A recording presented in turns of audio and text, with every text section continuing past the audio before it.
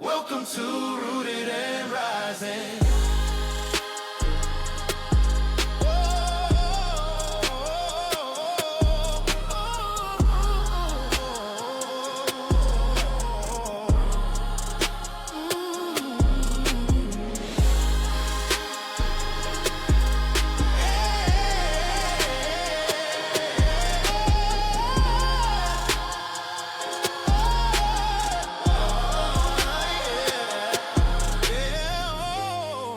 What's going on, family? And welcome back to Rooted and Rising. And welcome to another Rooted Thought. This is your moment to breathe, slow down, and check in with yourself mentally, emotionally, and spiritually.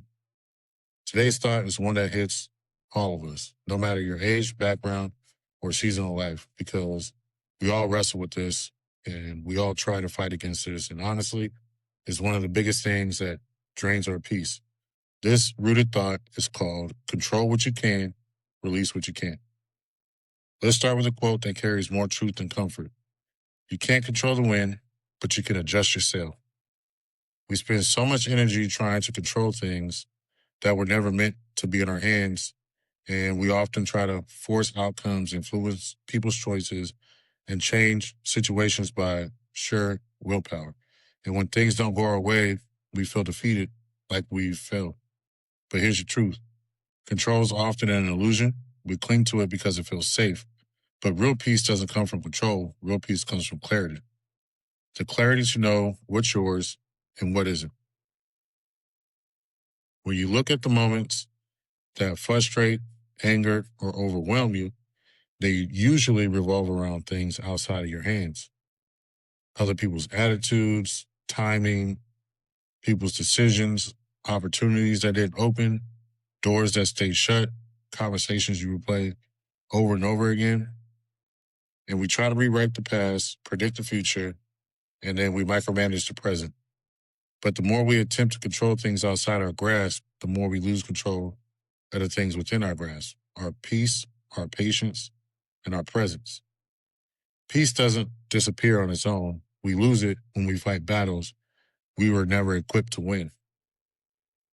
Here's the empowering part. You may not control the wind, but you can adjust yourself. You can control your response, attitude, discipline, effort, the boundaries you set, your tone, your intentions, habits, and your environment.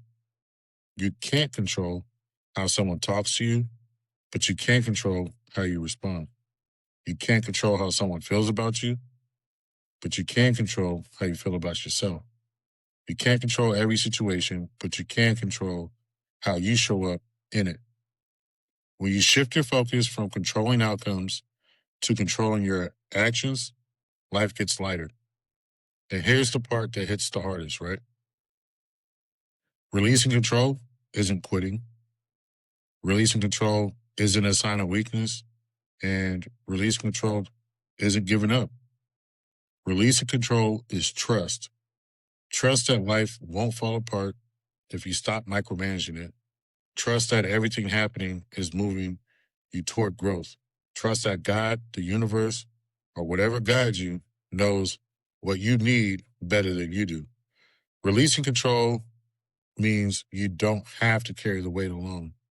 Holding on is fear, letting go is faith. This week, when you start feeling overwhelmed, and you will, ask yourself this one powerful question. Is this mine to control or mine to release?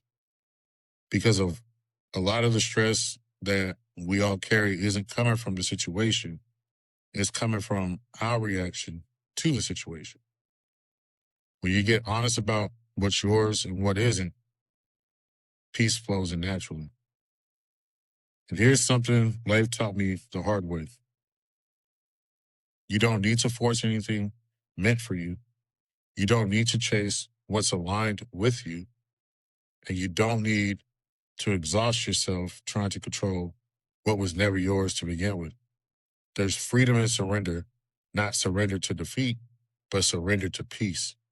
When you stop gripping things tightly, you finally give yourself room to breathe.